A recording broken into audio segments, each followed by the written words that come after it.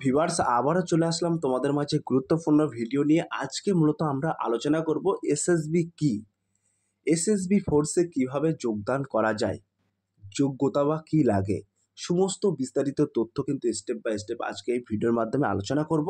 তাই ভিডিওটি স্কিপ না করে সম্পূর্ণটি দেখার জন্য অনুরোধ রইল। চলুন বিস্তারিত তথ্য এক নজরে জেনে নেওয়া যাক। দেখতেই পাচ্ছ সশস্ত্র সীমা বল অর্থাৎ এসএসবি কোন কোন পদে নিয়োগ করা হয়। তার আগে তোমাদেরকে বলে থাকি একটু এসএসবি সম্পর্কে ডিটেলস একটু ধারণা দিই তোমাদেরকে। তো তোমরা ভোটের সময় দেখতে পাবে কমব্যাট ইউনিফর্ম পরিধানকারী এক বিশেষ কেন্দ্র বাহিনীর লক্ষ্য করে থাকবে। তো এই বিশেষ কেন্দ্র বাহিনী হচ্ছে এসএসবি বা সশস্ত্র সীমাবল নামে পরিচিত, যা মিনিস্ট্রি অফ হোম অ্যাফেয়ার্সের অন্তর্গত। এরা মূলত কিন্তু ভারতের সঙ্গে নেপাল ও ভুটানের সীমান্তবর্তী এলাকায় সুরক্ষা নিশ্চিত করে থাকে। তো আজকে এই ভিডিওর মাধ্যমে কিন্তু অনেক অজানা তথ্য তোমরা জানতে পারবে, যেগুলো আগামী দিনে তোমাদেরকে এই এসএসবি ফোর্সে যোগদান করার জন্য আগ্রহীতা বাড়াবে। তো অনেক ক্ষেত্রে দেখা যায় অনেক কিছু না জানার কারণে তাদের স্বপ্ন অধারা হয়ে থাকে। তো আজকে এই ভিডিওর মাধ্যমে এসএসবির ফুল ইনফরমেশান ডিটেলস কিন্তু আজকে এই ভিডিওর মাধ্যমে আলোচনা করব। তাই ভিডিওটি স্কিপ না করে সম্পূর্ণটি দেখার জন্য অনুরোধ রইল। তো চলুন দেখে নেওয়া যাক। তো শুরুতে আমরা দেখে নেব এসএসবি অর্থাৎ সশস্ত্র সীমা বল এসএসবি কোন কোন পদে নিয়োগ হয়।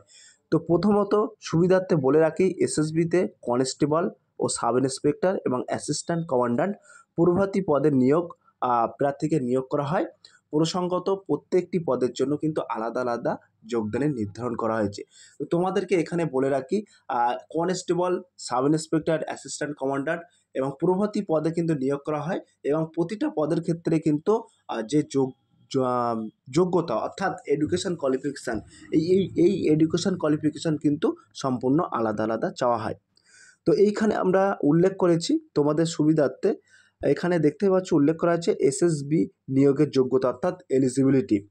তো বলা হয়েছে এসএসবিতে বিভিন্ন পদে যোগদানের জন্য যে যে যোগ্যতাগুলি চাওয়া হয় সেগুলো দেওয়া হলো। তো এইখানে আমরা পার্ট টু পার্ট করে আলোচনা করব। এখানে প্রথমেই আমরা দেখে নেব শিক্ষাগত যোগ্যতা অর্থাৎ এডুকেশনাল কোয়ালিফিকেশন।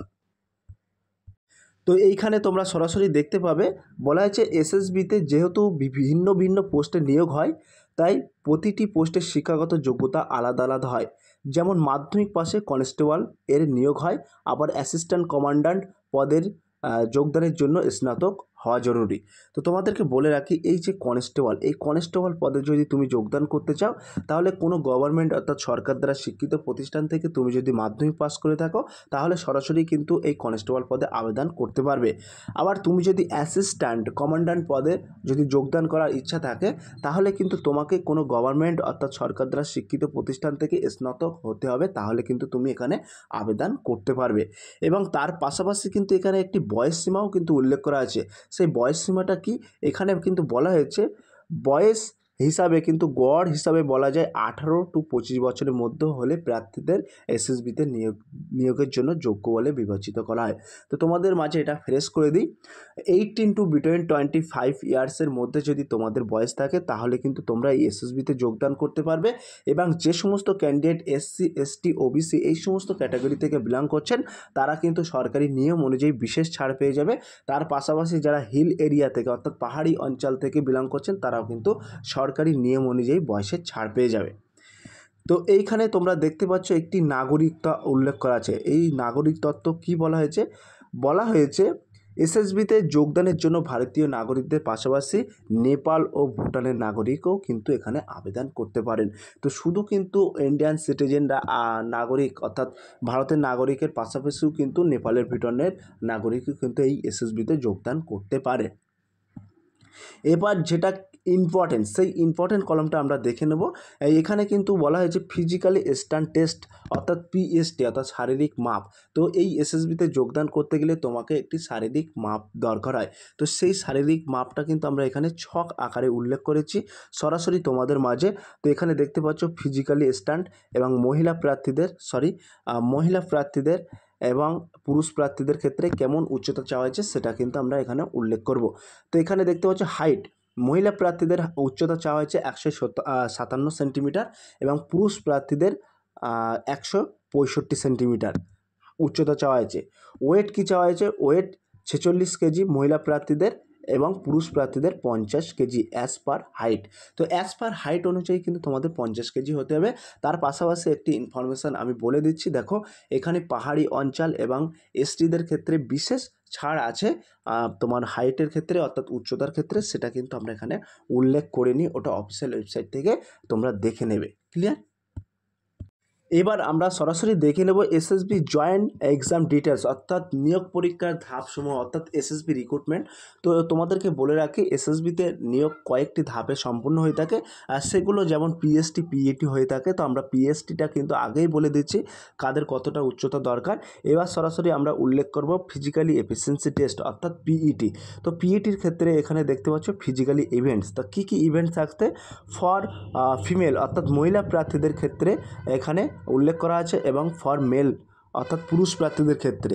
তো তোমরা এখানে সরাসরি দেখতে পাচ্ছ বলা হয়েছে ইভেন্ট অর্থাৎ 100 মিটার দৌড় থাকছে মহিলা প্রার্থীদের ক্ষেত্রে 18 সেকেন্ড, অর্থাৎ 100 মিটার দৌড় তোমাকে অতিক্রম করতে হবে নির্দিষ্ট 18 সেকেন্ডের মধ্যে, এবং পুরুষদের ক্ষেত্রে 16 সেকেন্ড। ক্লিয়ার? এবং 800 মিটার দৌড় থাকছে, 800 মিটার দৌড় থাকছে এখানে কিন্তু 800 মিটার দৌড় থাকছে 4 মিনিট 45 সেকেন্ড মহিলাদের ক্ষেত্রে, এবং 3 মিনিট 45 সেকেন্ড পুরুষদের ক্ষেত্রে। লং জাম্প থাকছে কিন্তু মহিলাদের ক্ষেত্রে 4.5 মিটার, পুরুষদের ক্ষেত্রে কিন্তু এখানে কোনো রকম লং জাম্প থাকছে না। তার পাশাপাশি কিন্তু শর্ট পাটও থাকছে।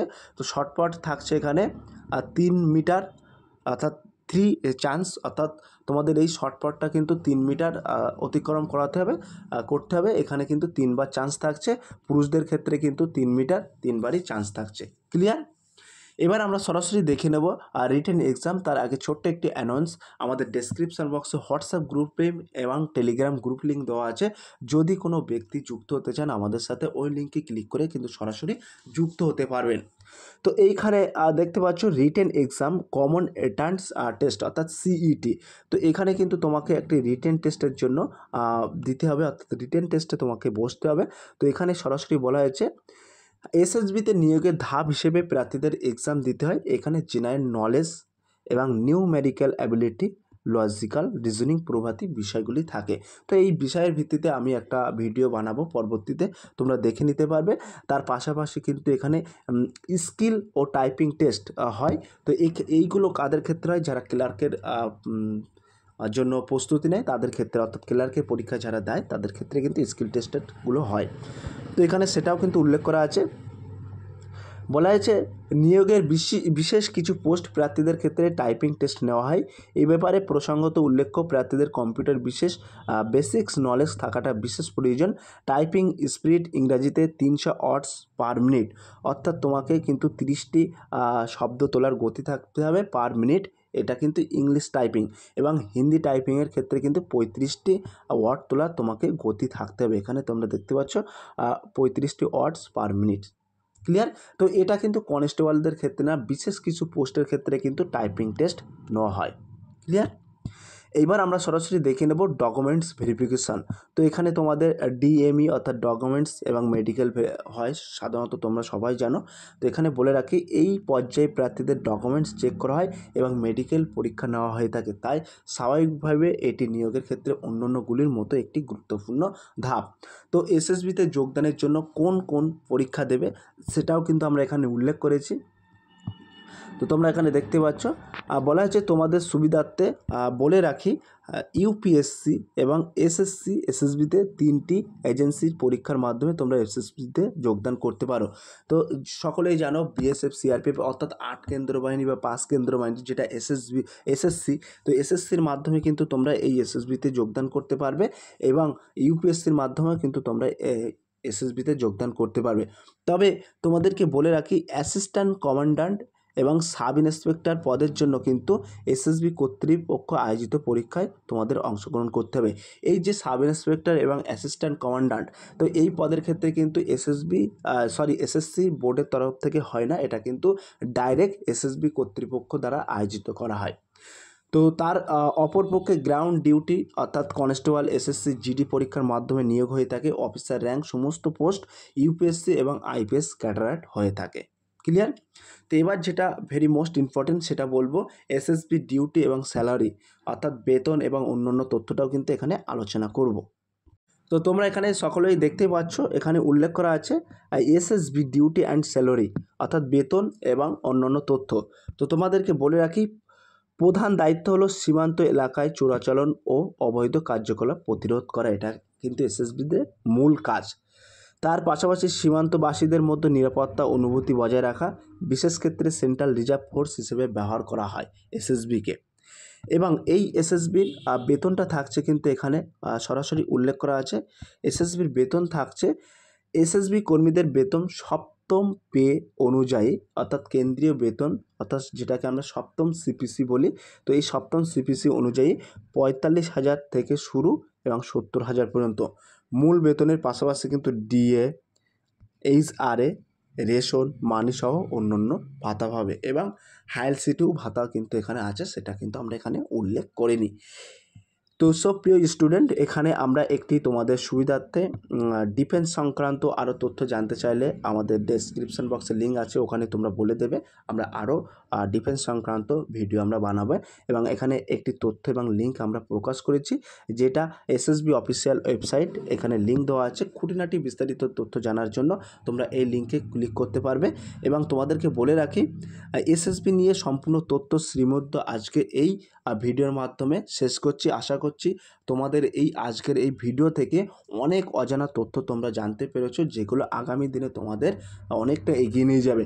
তাই যদি আজকের এই ভিডিওটি ভালো লেগে থাকে, প্লিজ সাবস্ক্রাইব, লাইক এবং কমেন্ট বন্ধুদের মাঝে শেয়ার করে দিও। ফিরে আসছে আগামী দিনে তোমাদের জন্য very most important topic video নিয়ে।